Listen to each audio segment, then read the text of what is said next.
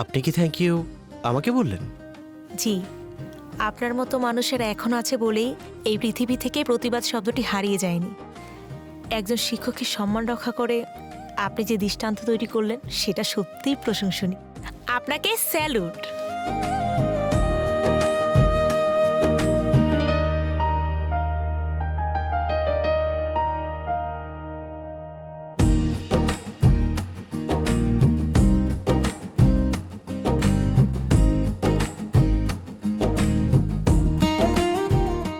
বাবা, ডিম ভাজি কি হলো? ল তোর ডিম ভাজি। শুনলাম আজকে নাকি তোর পরীক্ষার রেজাল্ট দিছে। কি পাস টাস করছিস নাকি?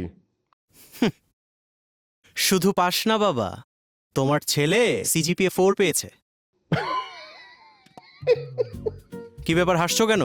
মাইনসের পোলাই পাই জিপিএ 5 আর তুই পাইছস জিপিএ 4। হ্যাঁ, এই এই কথা কইতে তোর লজ্জা করলো না? বাবা, তুমি বোধহয় ভুলে গেছো যে তোমার ছেলে এখন ইউনিভার্সিটিতে পড়ে, আর ইউনিভার্সিটিতে সিজিপিএ 4 হচ্ছে সর্বোচ্চ রেজাল্ট। জিপিএ 5টা স্কুল কলেজে হয়।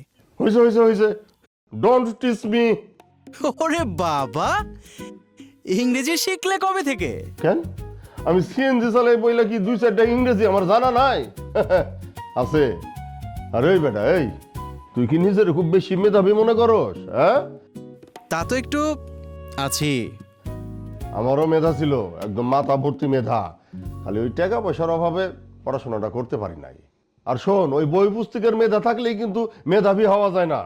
একজন পুরুষ মানুষের সাইড দিককার মেধা থাকলে গা তারে মেধাবী কম যায়।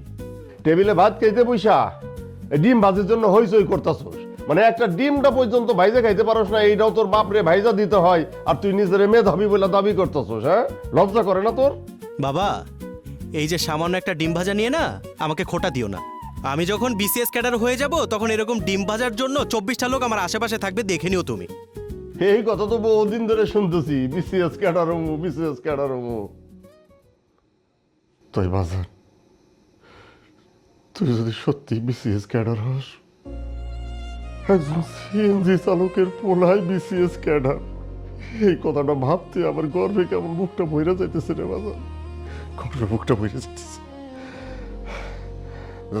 হয়েছে, ভাত খা। খাইতে বসে এত কথা কন ঠিক না। আমার আবার ওই সকালবেলা গাড়ি নিয়ে বাইরে হইতে হইব না। খা।